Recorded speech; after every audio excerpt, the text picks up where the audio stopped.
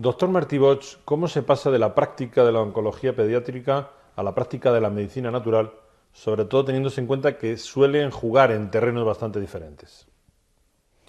Bueno, yo diría que la medicina natural no se lleva mal con la oncología, sino que diríamos que determinados sectores se empeñan en llevarse mal, pero es que medicina es medicina. Entonces, otra cosa es las actitudes personales de profesionales o etcétera.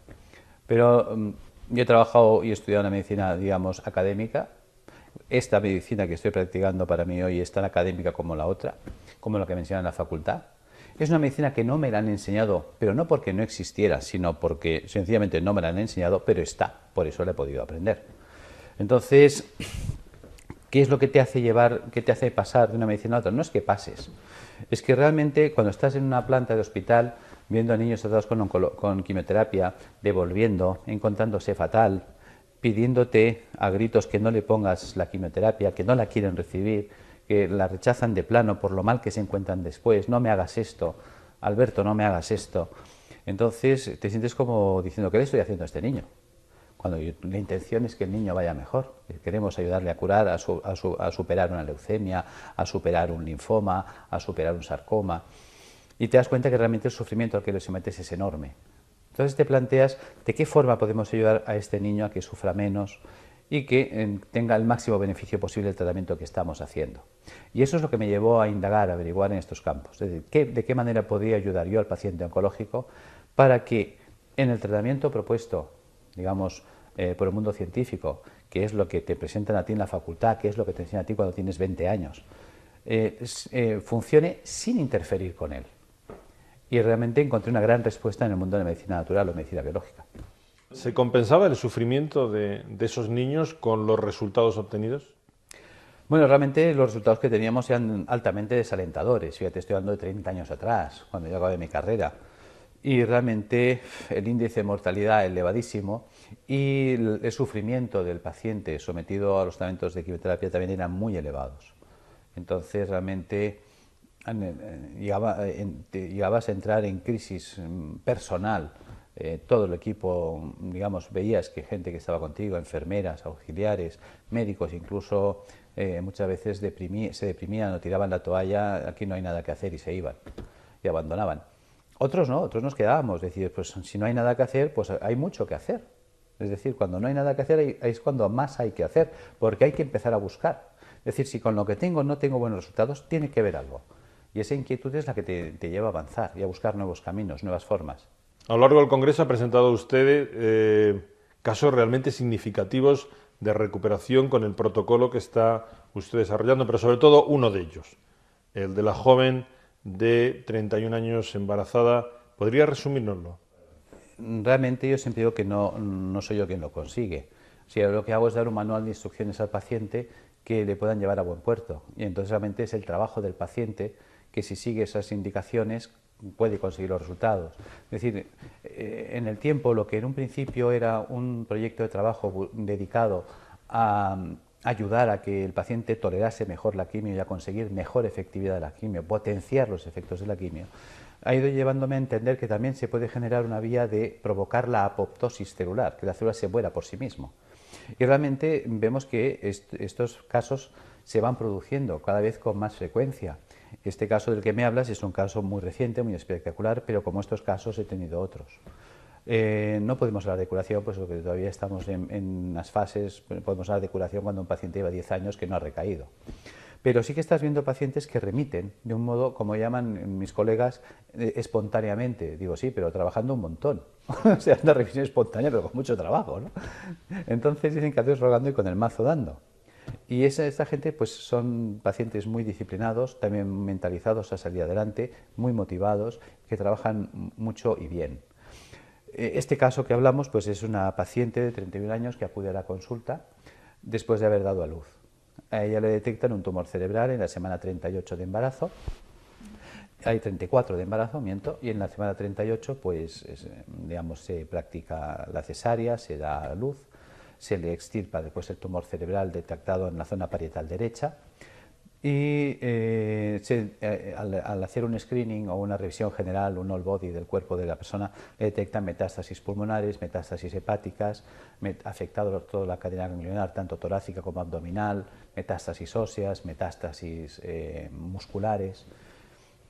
Y el caso es que, en cierto modo, pues el equipo, yo creo que con buen criterio, deciden no aplicar ni quimio ni radio, pues que consideran que el sufrimiento que le van a ocasionar por el beneficio que pues se puede obtener, pues no se justifica. En esas condiciones llega la consulta. Es decir, en cierto modo le habían dado una esperanza de vida pues de unos 2 meses a esta paciente. La idea era, sobre todo, darle calidad de vida el tiempo que fuera posible, mejorar su calidad de vida. Pero no por ello renuncias a intentarlo. Entonces, pues no solamente pones los tratamientos paliativos que conoces para mejorar su calidad de vida, sino que pones en marcha dispositivos que pueden ayudar a remitir las lesiones tumorales, apoyándome en los protocolos de los doctores Banerjee, más los protocolos que yo he desarrollado en el tema, digamos, de la medicina biológica, de la alcalinización del paciente. Pues al aunar los dos sistemas, sorpresa, nos vemos que a los 2 meses de tratamiento, 2 meses y medio exactamente, los residuos que podían haber tumorales cerebrales desaparecen, o sea, lejos de reactivarse, que muchas veces el tipo de lesión se reactiva, desaparece. Las lesiones metastásicas pulmonares y hepáticas también desaparecen, los ganglios también remiten y las lesiones musculares y óseas entran en una remisión del 50%. Con lo cual, la calidad de vida de la paciente ha mejorado mucho y la esperanza de vida también. Y esto es simplemente lo que llamaríamos con tratamiento de medicina biológica. Por lo tanto, yo creo que es un caso muy sorprendente, pues además es de esos casos que pocos puedes dar, porque la mayoría son casos en los que sí consigues buenos resultados, pero claro, está haciendo radioterapia, quimioterapia, medicina biológica. Cuando entran en remisión completa, pues si ha sido la quimio, si ha sido la radio, si ha sido la medicina natural, si ha sido el conjunto de todos, que a mí me gusta decir que es el conjunto de todos. Pero en este caso es que no ha habido nada, simplemente el tratamiento de medicina biológica y por lo tanto ya es un, ¿cómo diríamos? Realmente ya es un documento real de que por aquí se puede ir. Usted nos ha dicho antes que no era el único. Está usted obteniendo, podría definir en qué consiste esos resultados que está obteniendo con este protocolo. Sí, claro, porque cada vez más, sobre todo pacientes que ya que han hecho ya el recorrido y vienen un poco lo que diríamos de perdidos al río, ¿no? O sea, en el hospital ya me han dicho que no hay más quimio, que no hay más nada. Y pacientes que los tienes por perdidos, pues los remontas.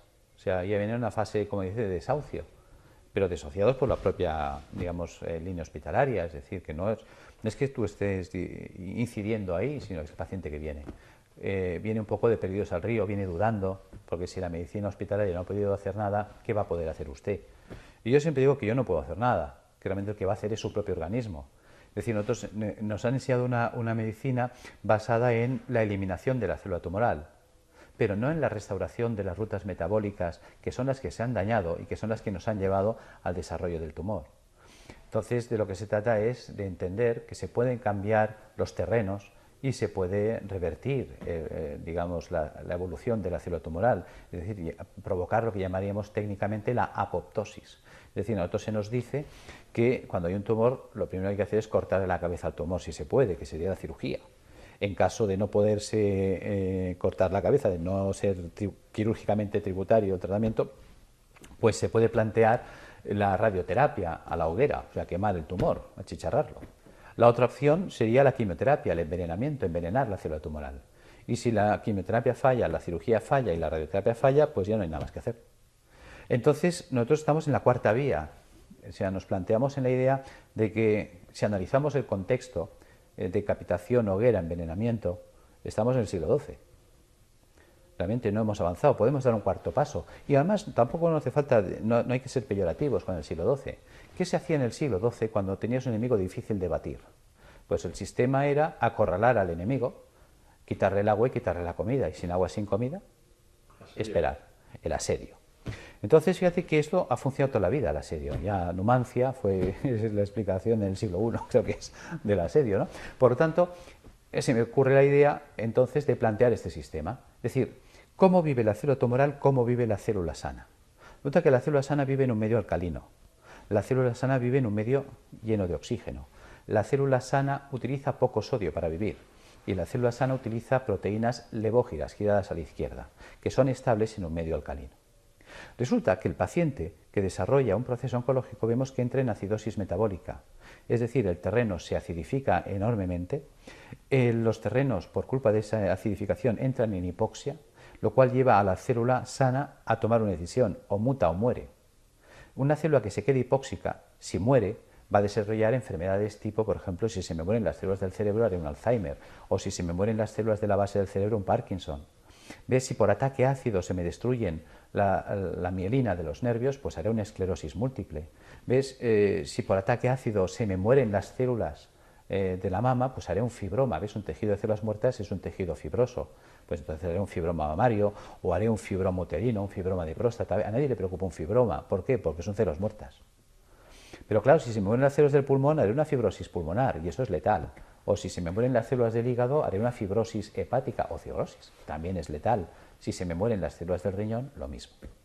¿Ves? Una opción de esa célula antes de morir sería intentar sobrevivir y un mecanismo de supervivencia sería la mutación celular. ¿En qué consistiría la mutación? Sabemos que a través del ciclo de Krebs la célula consigue energía por oxidación para generar ATP, que es la molécula base de la energía celular. Pero si una célula se queda sin oxígeno o no le llega oxígeno suficiente, tiene la capacidad de activar la ruta del pirúvico para que mediante la glicólisis y el pirúvico obtener ATP, ácido láctico y alcohol. ¿Ves? Por lo tanto, la célula tiene esa capacidad de reabrir una ruta anaeróbica para vivir. Y es lo que hace la célula tumoral. Ella se vuelve anaeróbica y empieza a subsistir en el medio ácido. ¿Qué ocurre? Que su entorno es tan ácido que entonces ella tiene que ser muy alcalina en su citoplasma para poder aguantar el entorno ácido. Es cuando empieza a cargar sodio de un modo desmesurado para ser muy alcalina en su interior. Entonces tenemos que la célula tumoral consume mucho sodio. Y luego entonces ella empieza a utilizar una proteína que llamaríamos nosotros anómala, que es la proteína dextrógira, que es asestable en un medio ácido. Porque le hemos dicho que la levógira en un medio ácido degrada. ¿Ves? Por lo tanto, ya hemos encontrado la ruta de vida de la célula tumoral. ¿Cuál es? La célula tumoral para vivir, la célula oncológica para vivir necesita un medio ácido, un medio sin oxígeno, porque es anaeróbica, un medio cargado de sodio y proteínas dextrógiras. ¿Qué se me ocurre? Alcalinizar al paciente, erradicar los ácidos que se han acumulado en su organismo. Segundo, darle dietas hiposódicas. La dieta hiposódica, fíjate que se la proponemos al paciente que es hipertenso, o al paciente que está mal del riñón, o al paciente que está mal del corazón. ¿Por qué no proponer una dieta sin sodio al paciente oncológico? No se hace. Entonces, aportar la idea de dar dieta hiposódica. Aportar al sistema enzimas proteolíticos de acción selectiva, una enzima que destruya las proteínas dextrógiras, no así las levógiras. Si yo le destruyo las proteínas dextrógiras, acabo de dejar a la célula tumoral sin comida.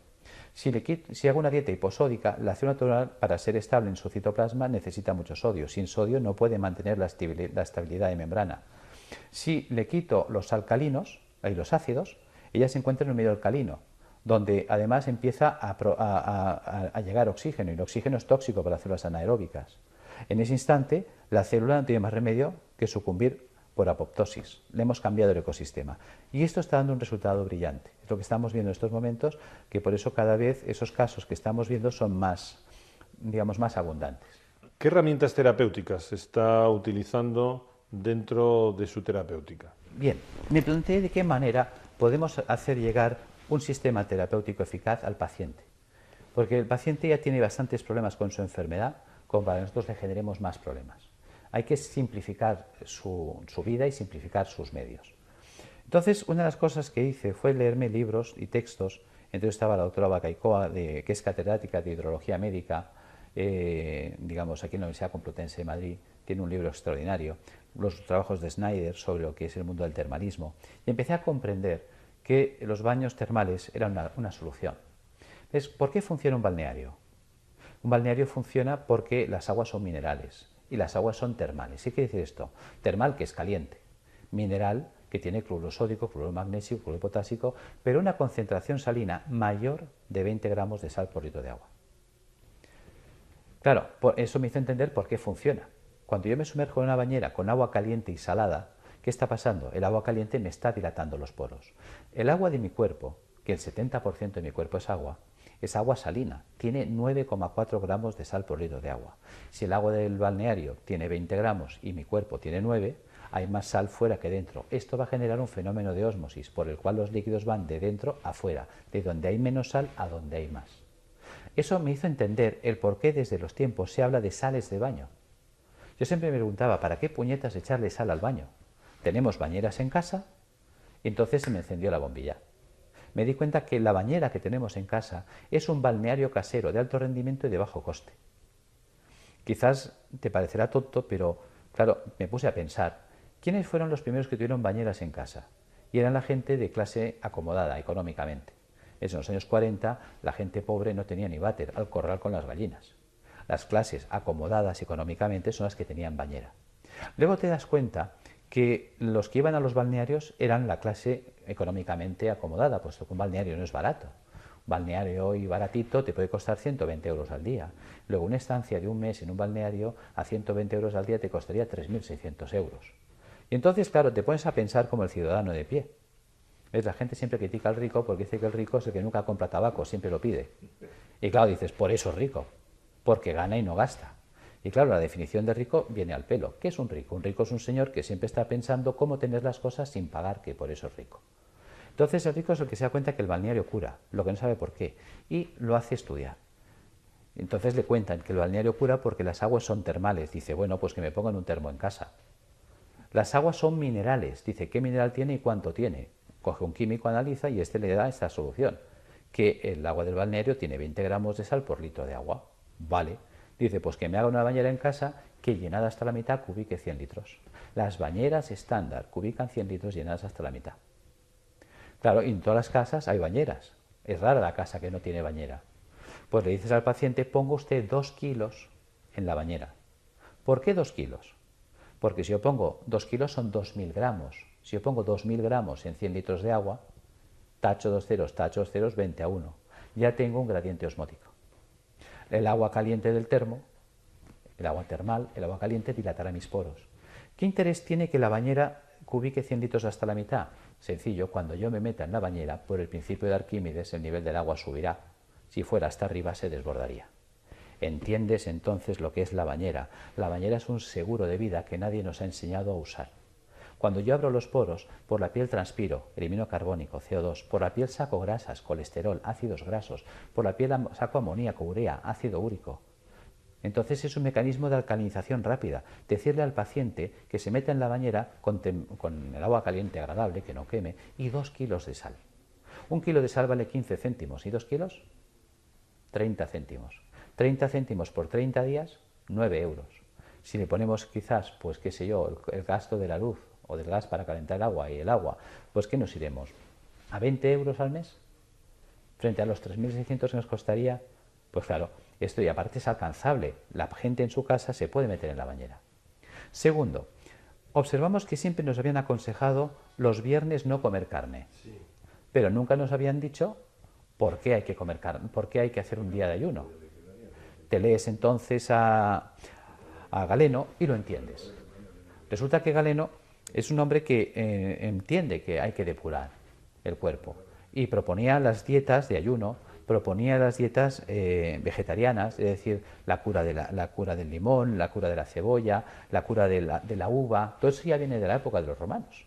Es decir, cuando estabas enfermo, a comer uva. Es fíjate que en cierto modo es esto.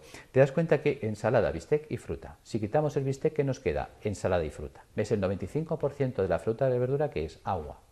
Aquel que está a fruta y verdura limpia los filtros. La historia enseña, los reyes inventaron la bula para no comer carne. Entonces ellos comían carne, luego ellos no limpiaban los viernes, ellos no limpiaban nunca los filtros. Pulmón, hígado y riñón son filtros que están filtrando la sangre 24 horas al día, durante toda nuestra vida. Un filtro que está haciendo su trabajo se obstruye, se tapa, se ensucia. A todo el mundo nos dice que cuando el filtro del coche está sucio hay que cambiarlo, pero a nadie nos dice que cuando el filtro del cuerpo, un pulmón, un hígado, el riñón está sucio, que no hay que hacer nada. Estos son los responsables de la retención de ácidos en el cuerpo. Ahí es cuando utilizo la unión de la dieta y las plantas. Me doy cuenta que la dieta vegetariana nos va a ayudar a limpiar los filtros, nos va a ayudar a limpiar pulmón, hígado y riñón. Si yo junto a este sistema las plantas, ves, hay plantas que limpian el pulmón, tomillo, gordolobo, llantén, hay plantas que me limpian el hígado, pues la alcachofera, el diente de león, el boldo, el desmodium, hay plantas que me limpiarán el riñón, el té verde, la cola de caballo, la arenaria. Bien, pues yo puedo coger, por ejemplo, un tomillo, una alcachofera y un té verde. Ya tengo una planta de cada filtro. Cuando esta persona está comiendo vegetariano y además toma esas plantas, estamos potenciando la limpieza de los filtros. Entonces ya tenemos que nos ayuda a eliminar ácidos por vía hepatorrenal y pulmonar y nos estamos ayudando a eliminar ácidos por vía percutánea a través de los baños de ósmosis. Ahí tenemos la alcalinización. Podemos mejorar el rendimiento funcional de pulmón, hígado y riñón. Sabemos que la vitamina B, por ejemplo, es diurética. Cuando tomas vitamina B verás que inmediatamente la orina se vuelve muy amarilla porque se excreta por riñón, pero es que activa la función renal. Cuando tomas vitamina B orinas más. La vitamina B es hepatoprotectora, mejora la coléresis, la eliminación del colesterol. La vitamina B también tiene más funciones, es antineurítica, es antianémica, mejora la conducción a nivel de placa motora